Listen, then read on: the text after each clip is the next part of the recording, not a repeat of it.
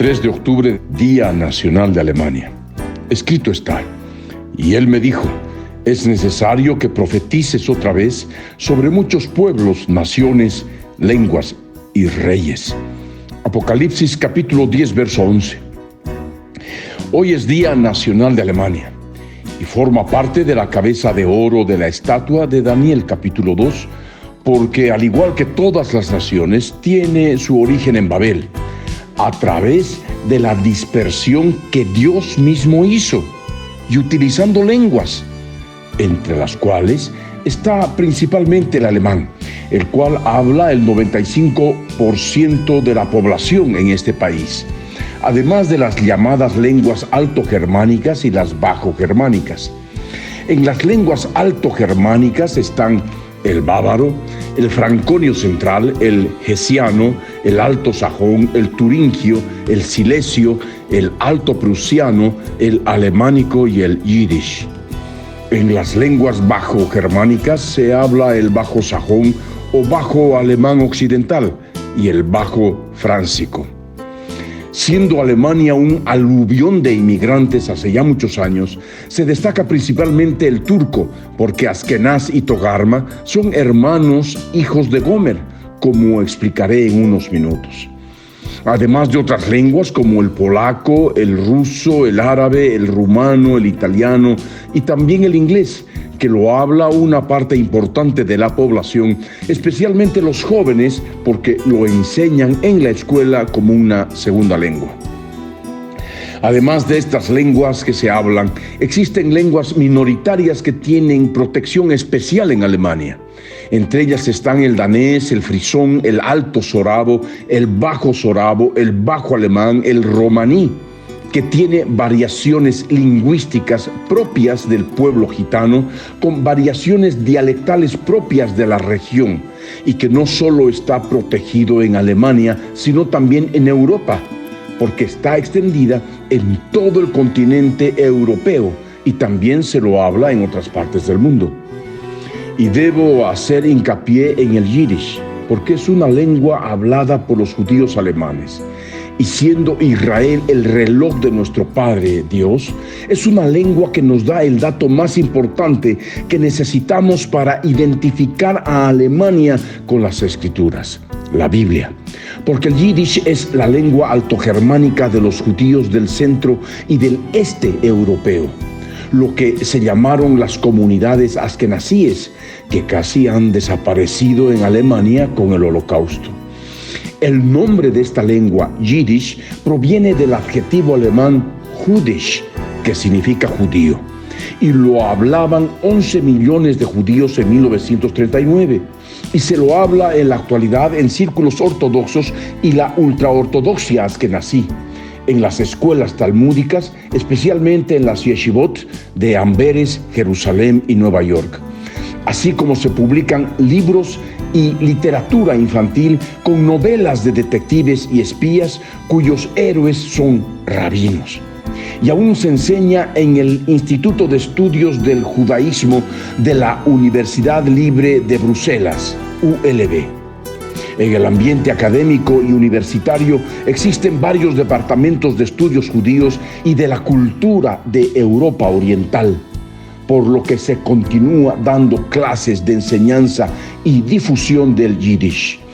El contacto con este idioma se ha revitalizado entre los más jóvenes e intelectuales y artistas. Diferentes diarios y revistas como el tradicional Forwards, que se edita en inglés y en yiddish, así como el Yiddish Book Center en Estados Unidos y la Maison de la Culture Yiddish en París, siguen difundiendo la lengua y la cultura de los judíos askenazíes, conectando diversas generaciones de judíos e incluso de gentiles o no judíos. Los judíos seculares en los Estados Unidos, sintiéndose parte de la cultura yiddish, han fundado escuelas yiddish porque quieren que sus hijos se conviertan en buenos ciudadanos estadounidenses que hablan inglés. Por tanto, no se puede separar la historia del yiddish de las historias de las comunidades judías askenazíes, en que siendo parte de las 10 tribus del Reino del Norte, o Reino de Israel, con la caída de Samaria, su capital, bajo el imperio asirio, el 30 de junio del 722 a.C., bajo Salmanasar III, conforme a mi memoria de cálculo que data de 2007, emigraron durante la Edad Media tardía hacia Europa central y oriental, donde se establecieron, convirtiendo el yiddish, una lengua germana, a lo largo de los siglos de su vida en Europa, en su lengua cotidiana y de escritos profanos, conteniendo en su vocabulario bastante cercanía con el alemán moderno, pero con diferentes estructuras, con número indeterminado de palabras que lograron preservar del hebreo, así como de otras palabras de origen eslavo como el polaco y el ruso, que se hablaban mucho en Europa oriental, llegando a ser una fusión y combinación de todos estos elementos diferentes. Y por todo esto nos es muy obvio identificar a otra de las naciones que van a ser parte de la invasión de Jerusalén y el Estado de Israel, apenas se instaure el gobierno mundial en una reunión virtual de 1 hora, como está escrito. Y los 10 cuernos que has visto son 10 reyes que aún no han recibido reino, pero por 1 hora recibirán autoridad como reyes juntamente con la bestia. Estos tienen un mismo propósito y entregarán su poder y su autoridad a la bestia. Apocalipsis 17, versos 12 y 13. Y recibiendo así el gobierno del mundo sobre toda tribu, pueblo, lengua y nación, como está escrito. Y se le permitió hacer guerra contra los santos y vencerlos. También se le dio autoridad sobre toda tribu, pueblo, lengua y nación. Y la adoraron todos los moradores de la tierra, cuyos nombres no estaban escritos en el libro de la vida del Cordero, que fue inmolado desde el principio del mundo. Si alguno tiene oído, oiga. Apocalipsis capítulo 17, versos 7 al 9.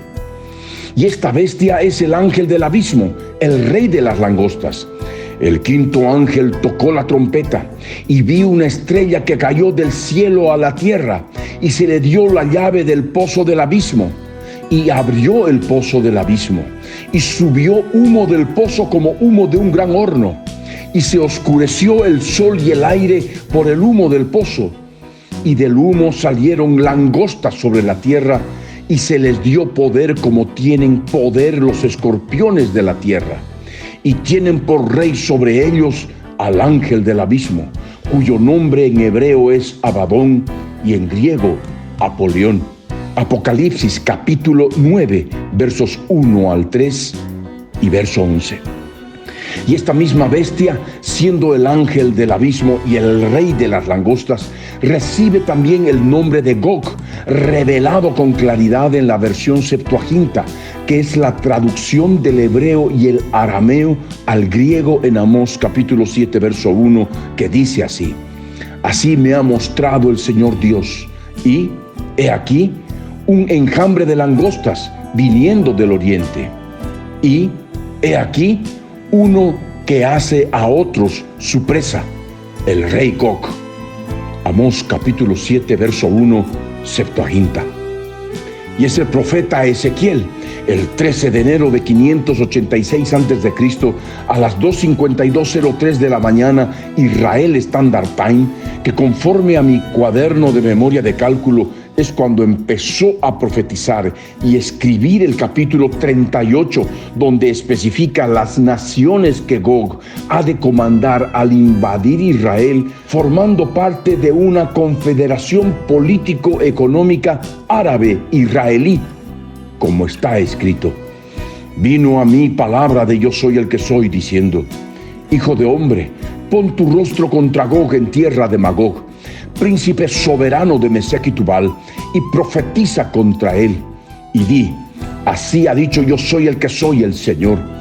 He aquí, yo estoy contra ti, oh Gog, príncipe soberano de Mesec y Tubal, y te quebrantaré, y pondré garfios en tus quijadas, y te sacaré a ti y a todo tu ejército, caballos y jinetes, de todo en todo equipados, gran multitud con paveses y escudos, teniendo todos ellos espadas. Persia, Cus y Fut con ellos, todos ellos con escudo y yelmo. Gomer y todas sus tropas, la casa de Togarma, de los confines del norte y todas sus tropas, muchos pueblos contigo. Prepárate y apercíbete tú y toda tu multitud que se ha reunido a ti, y sé tú su guarda. De aquí a muchos días serás visitado.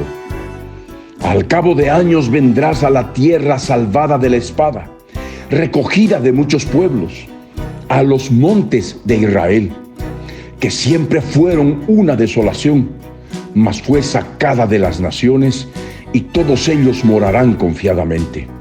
Ezequiel 38, versos 1 al 8.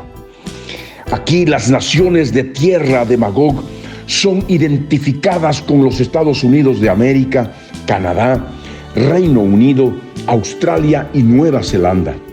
Países que son parte de la cultura de Gog y Magog, con lugares geográficos específicos que llevan estos nombres culturales y que no se encuentran en Rusia. Estas naciones, por ejemplo, fueron parte del día D en la Segunda Guerra Mundial, en el desembarco en las playas de Normandía. Y hoy tienen un tratado militar entre ellas, haciendo parte a Australia de la construcción de submarinos nucleares para protección de los mares y su seguridad. Mas Rusia no está exenta de la invasión a Israel bajo el gobierno mundial, pues en un juego de palabras similares que Dios sabe utilizar, siendo otra de las facetas de su carácter, la identifica y certifica como nación protagonista principal en la invasión de Gog.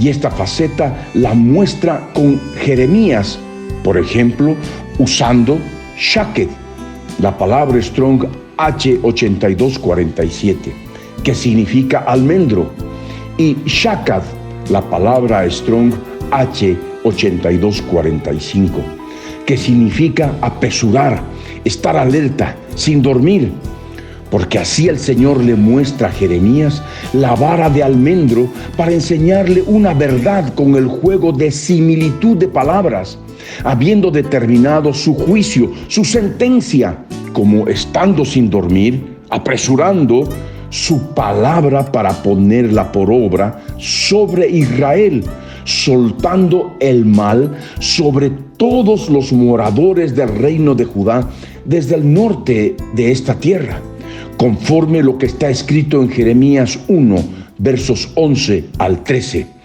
un aspecto histórico que también se ha de repetir en nuestros días. Por ello, de la misma manera entendemos, porque no es casualidad, así como con Sennacherib, que significa el dios Luna hace juntar a los hermanos para mostrarnos otra de las funciones de Selenic. Del mismo modo, en Ezequiel 38, verso 2, utiliza la palabra Strong H7218, Rosh, que si bien se traduce como soberano, pero que en realidad también se infiere por el mismo evidente juego de palabras, con toda seguridad, que revela a Rusia. La Rusia bajo el rey Putin, usando términos bíblicos de reyes de Apocalipsis 10, verso 11. Porque Rosh, para los que tenemos el espíritu de la profecía, que es el testimonio de Jesucristo, como está escrito en Apocalipsis 19, verso 10, es nada más y nada menos que Rusia. Además que es sabido que Mesec identifica a la Rusia europea, conociendo que es el nombre bíblico de Moscú, de lo cual ya hablé en otras oportunidades y desde hace décadas, y que se encuentra precisamente al norte de Jerusalén. Y Tubal es Tobolsk, que identifica a la Rusia asiática. La Rusia europea y la Rusia asiática, al mirar un mapamundi, nos permite identificar a los flancos del norte, a los que hizo mención el querubín protector cuando cayó sobre la tierra. Tú que decías en tu corazón: subiré al cielo en lo alto, junto a las estrellas de Dios, levantaré mi trono y en el monte del testimonio me sentaré, a los lados del norte. Sobre las alturas de las nubes subiré y seré semejante al Altísimo.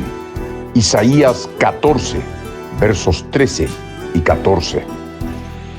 La palabra Strong H 3411, Yereká, que traduce como lados en la frase lados del norte, significa más propiamente flancos, que son términos militares, que son parte integral de un guerrero, como lo es el querubín protector. Y sabiendo que Persia es Irán, podemos identificar al príncipe de Persia, conforme al libro del profeta Daniel. Él me dijo: ¿sabes por qué he venido a ti? Pues ahora tengo que volver para pelear contra el príncipe de Persia, y al terminar con él, el príncipe de Grecia vendrá. Daniel capítulo 10, verso 20. Y por repetición, así como el querubín habló de los flancos al norte, podemos entender que el príncipe de Persia hace lo mismo, pues en el mapamundi, Irak está en su flanco oeste y Afganistán se encuentra ubicado en su flanco oriental. Los flancos de Irán, Persia, son Irak y Afganistán, al oeste y al este, respectivamente. Y en la lista de las naciones invasoras de Ezequiel 38, Cus es Irak y Fut es Afganistán. No hay dónde perderse. Y más aún cuando en la genealogía y origen de las naciones, Cus y Fut son hijos de Cam, hijo de Noé. Y a su vez Cus es padre de Nimrod, el primer poderoso o gobernante mundial en la tierra. El primer tirano que para perpetuarse en el poder fue un terrible perseguidor, cazador y vigoroso carcelero y asesino de sus opositores, como lo han hecho tal cual todos los tiranos de la historia, ayudados por su gran hermandad que los ha secundado y los ha mantenido en el poder. Así como Nimrod, que se fue por delante de Dios, dándole las espaldas a Dios, cuyo centro de poder en su tiempo fue la ciudad de Babel. ¿Y dónde estuvo Babel? En lo que es hoy Irak, cuyo antiguo nombre bíblico es Babilonia, también llamada la tierra de Sinar, en Mesopotamia, en lo que es hoy Irak, la tierra de Cus. Y así está escrito: los hijos de Cam, Cus, Mizraim, Fut y Canaán. Los hijos de Cus, Seba, Javila, Sabta, Raama y Sabteca. Y los hijos de Raama, Seba y Dedán. Y Cus engendró a Nimrod, quien llegó a ser el primer poderoso en la tierra. Este fue vigoroso cazador delante de Yo soy el que soy, por lo cual se dice: así como Nimrod, vigoroso cazador delante de Yo soy el que soy. Y fue el comienzo de su reino Babel, Erec, Acab y Calne, en la tierra de Sinar. Génesis capítulo 10, versos 6 al 10. Sí, Cus es Irak. Cus es la tierra de Babilonia, tierra donde el pueblo judío sefardita, es decir, los del reino de Judá, estuvo bajo cautiverio durante 70 años o 25.200 días, que son parte de las fechas calculadas. Es decir, desde el 17 de julio del 605 a.C. a las 2 de la mañana, 21 minutos 00 segundos Israel Standard Time, hasta el 15 de julio de 536 a.C. a las 21:25 Israel Standard Time, en que Ciro el Grande emitió el edicto de libertad, no solamente para que unos retornasen a Jerusalén para edificar el segundo templo, sino también pudiesen emigrar y dispersarse a los confines de la tierra, como había profetizado Dios a través de Moisés, produciéndose la diáspora de la tribu de Judá y la tribu de Leví, las otras dos tribus que completan las 12 tribus de Israel, las 10 tribus o 10 pedazos de la capa nueva de Ahías, el de Silo, que le entregó a Jeroboam por orden del Dios Altísimo, manifestando que para Salomón solo le correspondía un pedazo, representando a la tribu de Judá, la tribu de David, sabiendo de antemano y por antonomasia que el último pedazo le pertenece a Dios, porque la tribu de Leví estaba reservada para el culto a él, como está escrito todo en primer libro de los Reyes, capítulo 11, versos 29 al 39, que solamente menciono, pero no voy a leer por cuestiones de tiempo. Ahora nos falta identificar a Gomer, que no es más que Alemania, habiendo identificado a los judíos askenazíes con su lengua yiddish alto-germánica, que son parte de las 10 tribus de Israel en la diáspora, y con la Biblia encontramos que Gomer es padre de Askenaz, como está escrito. Génesis 10, verso 1 al 5. Estas son las generaciones de los hijos de Noé: Sem, Cam y Jafet, a quienes nacieron hijos después del diluvio. Los hijos de Jafet: Gomer, Magog, Madai, Javán, Tubal, Mesec y Tiras. Los hijos de Gomer: Askenaz, Rifat y Togarma. Los hijos de Javán: Elisa, Tarsis, Kitim y Dodanim. De estos se poblaron las costas, cada cual según su lengua, conforme a sus familias en sus naciones. Génesis capítulo 10, verso 1 al 5. De aquí encontramos que Askenaz es hijo de Gomer, hijo de Jafet, siendo por tanto Gomer identificado a través de su hijo Askenaz, que denota a los alemanes de forma específica y conforme a su misma lengua germana. Además es por doble partida, porque en el Talmud a Gomer se lo menciona con el nombre de Germani, es decir, los germanos o alemanes, siendo nuevamente ellos una nación en repetición histórica, con un terrible sufrimiento que viene sobre Jerusalén e Israel bajo el gobierno mundial, así como lo fue bajo la Alemania nacional socialista y sus aliados. Y con Togarma identificamos a Turquía, pueblos turcomanos cuyo padre, si bien también es Gomer, hijo de Jafet, es también hermano de Askenaz, como había mencionado al principio. Y en esto vemos una repetición, porque siendo Manasés y Efraín hijos de José, Efraín toma el nombre directo de José en la lista de las 12 tribus de Israel, y Manasés conservando su nombre de tribu, como está escrito en Apocalipsis 7, versos 4 al 8. Del mismo modo se repite la historia, porque Askenaz toma el nombre de su padre Gomer, mientras que Togarma y Rifat mantienen sus nombres. Mas Togarma no solo se refiere a Turquía, porque la misma profecía hace mención a toda la casa de Togarma, entre comillas, de los confines del norte, entre comillas, que infiere la presencia de pueblos turcos que forman parte de Rusia, donde existen varias repúblicas autónomas de etnia túrquica y regiones gobernadas por ellos, como ser Altái, Baskortostán, Chubasia, Jacasia, Karachayevó, Cherkesia, Kabardino-Balkaria, Tartaristán, Tuvá y Yakutia. Estos pueblos forman parte de unos 40 grupos étnicos cuyas lenguas pertenecen a la familia de las lenguas turcas, de Asia Central y Occidental, así como de Siberia y Europa Oriental. Lenguas que incluye el idioma turco y unos 40 idiomas con un total de 180 a 200 millones de habitantes. Por eso encontramos pueblos turcos en Europa, no solamente en Rusia o en Anatolia, sino también en los Balcanes, en Kazajstán, Kirguistán, Tayikistán, Uzbekistán y Turkmenistán, en el área del Turquestán occidental.